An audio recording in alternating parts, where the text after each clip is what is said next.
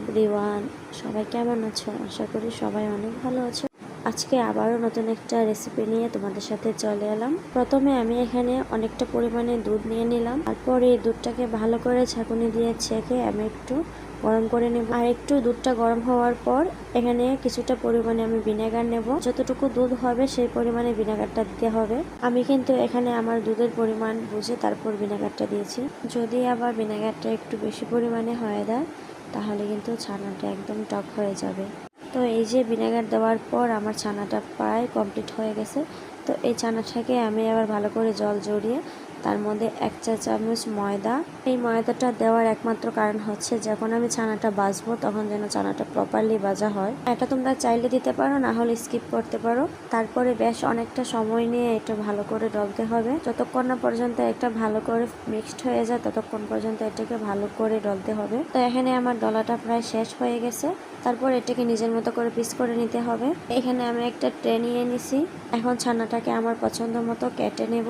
তো তার আগে আমি ছানাটাকে ভালো করে একদম মিক্সড করে নিচ্ছি। এরকম ভাবে করে নিলে কাটার সময় খুব সুবিধা হয়। তোমরা চাইলে এরকম নিতে পারো, না হলে গোল করে রাখতে পারো। তো আমি এরকম করে নিচ্ছি কারণ আমি সবসময় এরকম ভাবেই বানাই। আরেকটা কথা, অনেকের রান্নার স্টাইল অনেক রকমের হয়। সবার যে একরকম রান্নার স্টাইল হবে তা কিন্তু একদমই না।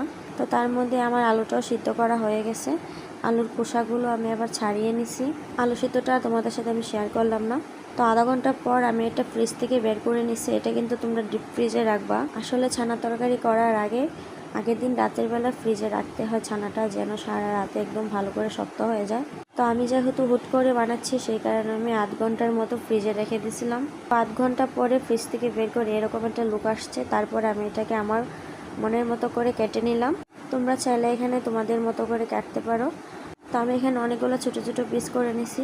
তারপর আমি প্যানটা চুলাতে বসিয়ে দিলাম আর তার মধ্যে অল্প পরিমাণে একটু তেল দিয়ে দিলাম। এখানে আমি একটু লবণ দিয়ে দিচ্ছি আর একটু হলুদের গুঁড়ো দিয়ে দিচ্ছি। কারণ যখন তোমরা তেলের মধ্যে লবণ আর একটু হলুদের গুঁড়া দেবা তখন ছানাটা না লাগার সম্ভাবনা বেশি থাকে। আর আমি এখানে হলুদের গুঁড়োটা দিয়ে দিচ্ছি কারণ ছানার কালারগুলোর জন্য একটু হলুদ কালারে হয়, সেই জন্যে। কারণ ছানার মধ্যে তো আর কোনো হলুদ ব্যবহার করা যাবে না, সেই জন্য আমি তেলের মধ্যে একটু হলুদ ব্যবহার করে নিছি। তারপরে আমি এই ছানাটাকে অল্প অল্প করে তেলের মধ্যে ভেজে নেব। আমি কিন্তু সবগুলা ছানা একসাথে দিইনি কারণ পরে বেশি ভাজা হয়ে যাবে, সেজন্য আমি অল্প করে দিছি। আর এই ছানাগুলোকে খুব সাবধানে ভাজতে হবে। যতক্ষণ পর্যন্ত না একটু ব্রাউন কালারের শেপ হয় ততক্ষণ পর্যন্ত আমি একটু ভাজবো ভালো করে। আর চুলার আঁচটা একদম কমিয়ে ছানাগুলোকে ভাজতে হবে। হাই ফ্লেমে একদমই ছানাগুলা ভাজা যাবে না। তারপর যখন এরকম একটা কালার আসবে তারপর আমি ছানাটাকে নামিয়ে নেব। তারপর আমি এখানে একটা বাটি নিয়ে নিলাম। তার মধ্যে হলুদের গুঁড়া, লঙ্কা গুঁড়া